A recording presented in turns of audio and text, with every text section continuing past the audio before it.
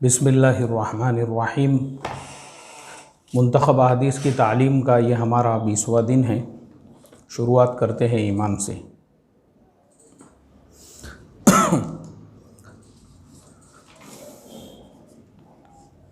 हज़रत अनस रज़ी अल्लाह तआला अन्हु फरमाते हैं, मैंने नबी करीम सल्लल्लाहु अलैहि वसल्लम को ये इरशाद फरमाते हुए सुना, जब क़ियामत का दिन होगा तो मुझे शिफ़ाअत की इजाज़त दी जाएगी। मैं अर्ज़ करूँगा, ऐ मेरे रब, जन्नत में उस शख्स को दाखिल फरमा दीजिए जिसके दिल में राई के दाने के बराबर भी ईमान हो। अल्लाह ताला मेरी इस शिफ़ाअत को कबूल फरमा लेंगे और वो लोग जन्नत में दाखिल हो जाएंगे। फिर मैं अर्ज़ करूँगा, जन्नत में हर उस शख्स को दाखिल फरमा दीजिए जिसके दिल में ज़रा सा भी ईमान हो। हज़रत अनस रज़ी अल्लाह तआला अन्हु फरमाते हैं, मैंने नबी करीम सल्लल्लाहु अलैहि वसल्लम को यह इरशाद फरमाते हुए सुना, जब क़ियामत का दिन होगा तो मुझे शिफ़ाअत की इजाज़त दी जाएगी। मैं अर्ज़ करूँगा, ऐ मेरे रब, जन्नत में हर उस शख्स को दाखिल फरमा दीजिए जिसके दिल में राई के दाने के बराबर भी ईमान हो। अल्लाह ताला मेरी इस शिफ़ाअत को कबूल फरमा लेंगे और वो लोग जन्नत में दाखिल हो जाएंगे। फिर मैं अर्ज़ करूँगा, जन्नत में हर उस शख्स को दाखिल फरमा दीजिए जिसके दिल में ज़र्रा बराबर भी ईमान हो।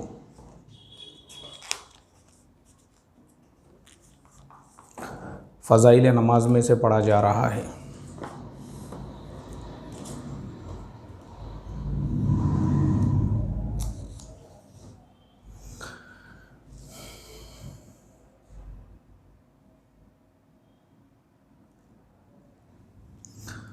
हज़रत अब्दुल्ला इब्न अम्र रज़ी अल्लाहु अन्हुमा से रिवायत है, एक दिन नबी करीम सल्लल्लाहु अलैहि वसल्लम ने नमाज का ज़िक्र फरमाते हुए इरशाद फरमाया, जो शख्स नमाज का एहतमाम करता है तो नमाज उसके लिए क़यामत के दिन नूर होगी, उसके पूरे ईमानदार होने की दलील होंगी, क़यामत के दिन अज़ाब से बचने का ज़रिया होगी।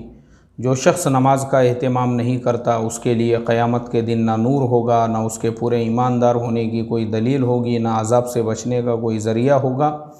वो क़यामत के दिन फ़िरऔन, हामान और उबई इब्न खल्फ़ के साथ होगा।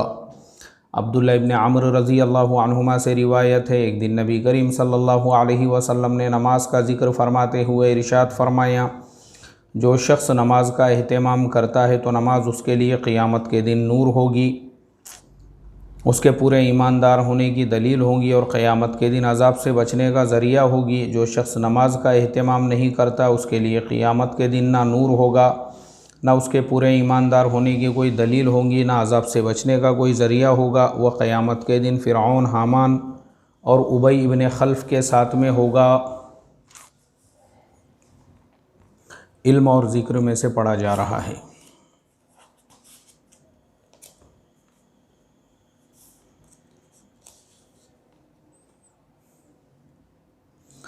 हज़रत अनस रज़ी अल्लाह तआला अन्हु फरमाते हैं, रसूलुल्लाह सल्लल्लाहु अलैहि वसल्लम ने इरशाद फरमाया, क़यामत की निशानियों में से ये है कि इल्म उठा लिया जाएगा, जिहालत आ जाएगी, शराब खुल्लम खुल्ला पी जाएगी और ज़िना फैल जाएगा। हज़रत अनस रज़ी अल्लाह तआला अन्हु फरमाते हैं, रसूलुल्लाह सल्लल्लाहु अलैहि वसल्लम ने इरशाद फरमाया, क़यामत की निशानियों में से ये है कि इल्म उठा लिया जाएगा, जिहालत आ जाएगी, शराब खुल्लम खुल्ला पी जाएगी और ज़िना फैल जाएगा। मतलब हमारा आज का जो ज़माना है ये इसी के बारे में फ़रमाया गया है। अब हमारे ज़माने में अगर हम देखेंगे तो क़यामत की कौन सी निशानी है जो बाकी रह गई है?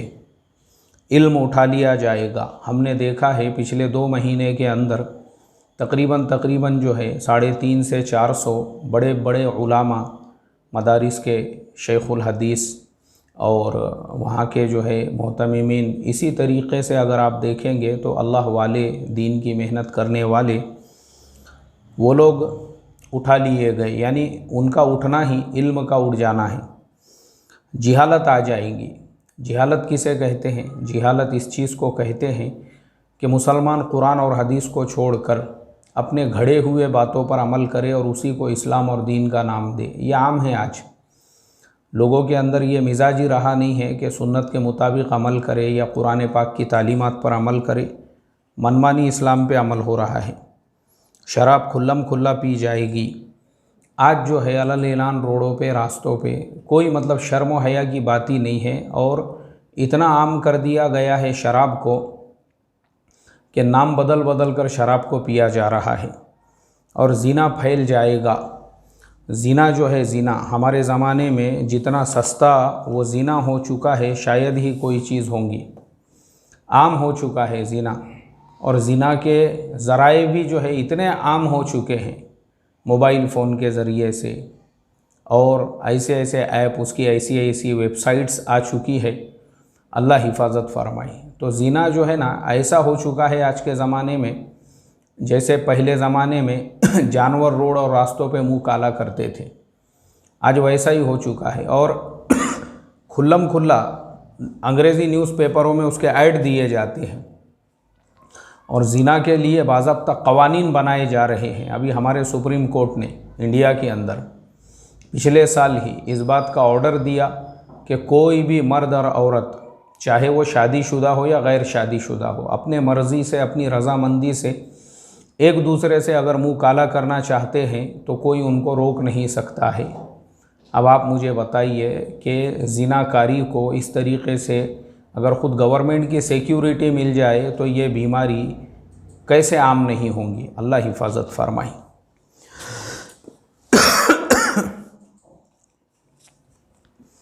इकराम मुस्लिम में से पढ़ा जा रहा है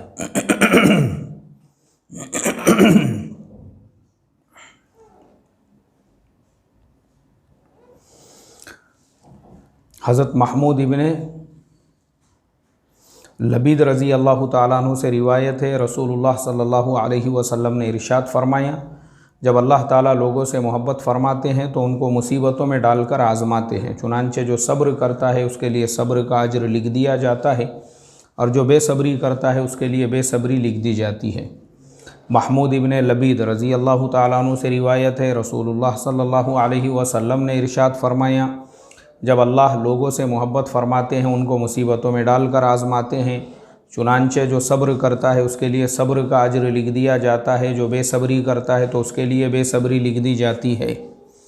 कल ही मैंने एक छोटा सा वीडियो बनाकर आप तमाम लोगों को सेंड भी किया था, जिसमें हमने यही कहा था, जो ये हदीस है सेम टू सेम वही, कि बहुत सारे लोग सवाल करते हैं कि भाई दावत की मेहनत हक़ है, ये मरकज़ निज़ामुद्दीन हक़ है, तो उन पर हालात क्यों आए। अरे हालात इसीलिए आए कि वो हक़ पर है, बातिल पे हालात नहीं आते हैं। जैसा फरमाया, जिससे मोहब्बत करते हैं। इखलास नीयत में से पढ़ा जा रहा है। ज़ैद इब्ने साबित रज़ी अल्लाह ताला अन्हु से रिवायत है, नबी करीम सल्लल्लाहु अलैहि वसल्लम ने इरशाद फरमाया, 3 आदतें ऐसी है उनकी वजह से मोमिन का दिल कीना, खियानत और हर किस्म की बुराई से पाक रहता है। अल्लाह की खुशनुदी के लिए अमल करना, हाकिमों की खैर खाही करना, मुसलमानों की जमात के साथ चिमटे रहना, क्योंकि जमात के साथ रहने वालों को जमात के लोगों की दुआएं हर तरफ से घेर लेती हैं, जिसकी वजह से शैतान के शर से हिफाजत रहती है। ज़ैद इब्ने साबित रज़ी अल्लाह ताला अन्हु से रिवायत है, नबी करीम सल्लल्लाहु अलैहि वसल्लम ने इरशाद फरमाया, 3 आदतें ऐसी हैं उनकी वजह से मोमिन का दिल कीना, खियानत और हर किस्म की बुराई से पाक रहता है। अल्लाह ताला की खुशनुदी के लिए अमल करना, यानी जो भी अमल करो अल्लाह के लिए। हाकिमों की खैर खाही करना, यानी जो लोग हुक्मरान हैं उनके साथ में भी खैर खाही का मामला। मतलब क्या है इसका मतलब ये है कि आप अगर रोड से, रास्ते से जा रहे हैं तो रोड रास्ते साफ़ सुथरे रखना।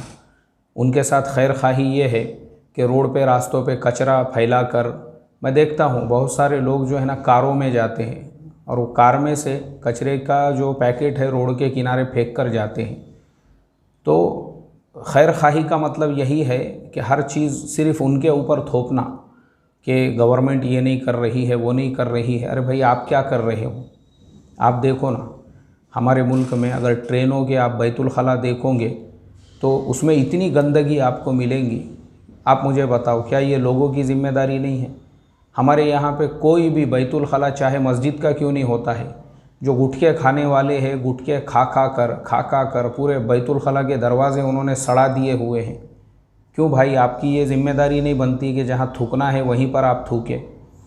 तो चूँकि खैर खाही का मतलब यही है कि उनको भी कोऑपरेट करना, और ऐसे हालात में जो गवर्नमेंट के रूल्स है, मास्क पहनो है, हैंड सैनिटाइज़र लगाओ, इस सब पे भी हमने अमल करना चाहिए। और मुसलमानों की जमात के साथ चिमटे रहना, क्योंकि जमात के साथ रहने वालों को जमात के लोगों की दुआएं हर तरफ से घेरे रहती है। मतलब यह है कि अपना अलग से टोला नहीं बनाना, हर बात में जो है मुखालिफत नहीं करना, हर बात के अंदर अपनी नहीं चलाना, बल्कि जमात इज्तिमाई तौर पे कोई अमल चल रहा है उसके साथ चिमटे रहना। अभी जैसे दावत की मेहनत में भी उम्मत की अक्सरियत जो है वो मरकज़ निज़ामुद्दीन के साथ में है, तो हमने भी मरकज़ के साथ में ही रहना चाहिए। तारीख़ इस्लाम के अंदर हज़रत उमर का जब इंतकाल होने लगा तो उन्होंने अपने बेटे अब्दुल्ला इब्न उमर रज़ी अल्लाहु अन्हुमा से कहा कि बेटा, मेरे मरने के बाद अगर इख्तिलाफ़ भी होता है तो तुम जमात की अक्सरियत के साथ में रहना, ये हुक्म है उसके अंदर। आज जो है जमात की अक्सरियत वो मरकज़ के साथ में है, इसलिए हर आदमी के लिए खैर खाही इसी में है कि वो मरकज़ के साथ में रहे।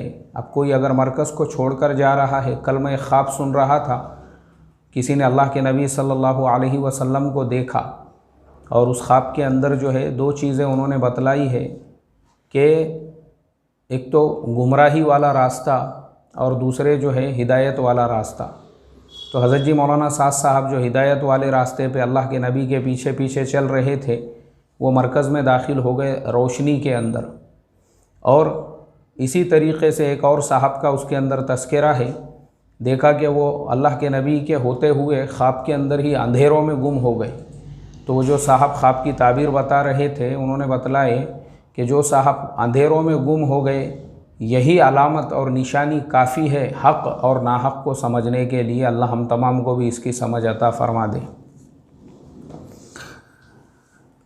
दावत इल्लल्लाह में से पढ़ा जा रहा है।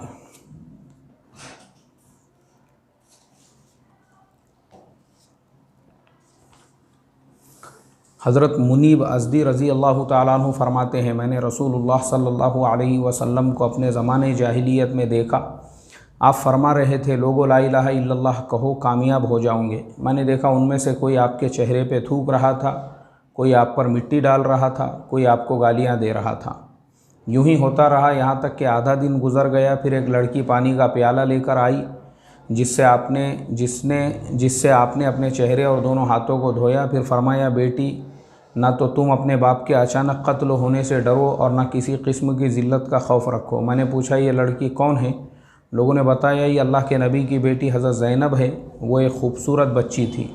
मुनीब अज़दी रज़ी अल्लाह ताला अन्हु फरमाते हैं, मैंने रसूलुल्लाह सल्लल्लाहु अलैहि वसल्लम को अपने ज़माने जाहिलियत में देखा। आप फरमा रहे थे, लोगो ला इलाहा इल्लल्लाह कहो कामयाब हो जाओगे। मैंने देखा कि उनमें से कोई तो आपके चेहरे पे थूक रहा था, कोई आप पर मिट्टी डाल रहा था और कोई आपको गालियाँ दे रहा था। यूं ही होता रहा, यहाँ तक कि आधा दिन गुज़र गया। फिर एक लड़की पानी का प्याला लेकर आई, जिससे आपने अपने चेहरे और दोनों हाथों को धोया और फरमाया, बेटी, ना तो तुम अपने बाप के अचानक कत्ल होने से डरो और ना किसी किस्म की ज़िल्लत का खौफ रखो। मैंने पूछा, ये लड़की कौन है? लोगों ने बताया, रसूलुल्लाह सल्लल्लाहु अलैहि वसल्लम की बेटी हज़रत ज़ैनब रज़ी अल्लाहु अन्हा है, वो एक ख़ूबसूरत बच्ची थी। ये वाक़या जो है इस बात की अलामत है कि अल्लाह के नबी को कैसे कैसे हालात से गुज़रना पड़ा दावत की मेहनत के लिए। अभी हम लोग जो है थोड़े थोड़े हालात पर अल्लाह की नाशुक्री पर उतर आते हैं कि हमारे ऊपर ही हालात क्यों आ रहे हैं। हालांकि इन हालात के मुकाबले में तो हमने अभी हालात जिसे कहते हैं उसकी तो अभी हमको पता भी नहीं है किसे कहते हैं। अल्लाह हम तमाम को हक़ पर जमने की तौफ़ीक़ अता फ़रमाएँ और अम्बिया के ऐसे वाक़ियात से और अल्लाह के नबी की सीरत से सबक हासिल करने वाला बनाएँ। लायानी बातों से परहेज़ में से पढ़ा जा रहा है।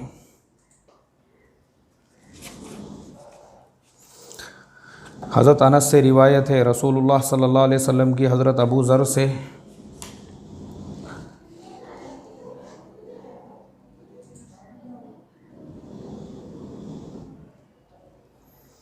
अब्दुल्ला इब्न अमर रज़ी अल्लाहु अन्हुमा से रिवायत है, रसूलुल्लाह सल्लल्लाहु अलैहि वसल्लम ने इरशाद फरमाया, जो चुप रहा उसने नजात पाली। अब्दुल्ला इब्न अमर रज़ी अल्लाहु अन्हुमा से रिवायत है, रसूलुल्लाह सल्लल्लाहु अलैहि वसल्लम ने इरशाद फरमाया, जो चुप रहा उसने नजात पा लिया। यानी जिस शख्स ने बुरी और फजील बातों से ज़ुबान को रोके रखा, उसे दुनिया और आखिरत की बहुत सी आफ़तों, मुसीबतों और नुकसानात से नजात मिल गई। क्योंकि आम तौर पर इंसान जिन आफ़तों में मुब्तला होता है उनमें से अक्सर का ज़रिया ज़ुबान ही होती है। अल्लाह हम तमाम को अमल की तौफ़ीक़ अता फ़रमाए। सुबहान अल्लाहि व बिहम्दिही सुबहानक अल्लाहुम्मा व बिहम्दिका नशहदु अल्ला इलाहा इल्ला अंता नस्तग़फ़िरुका व नतूबु इलैक। सुबहान रब्बिका रब्बिल इज़्ज़ति अम्मा यसिफ़ून व सलामुन अलल मुरसलीन वल्हम्दुलिल्लाहि रब्बिल आलमीन।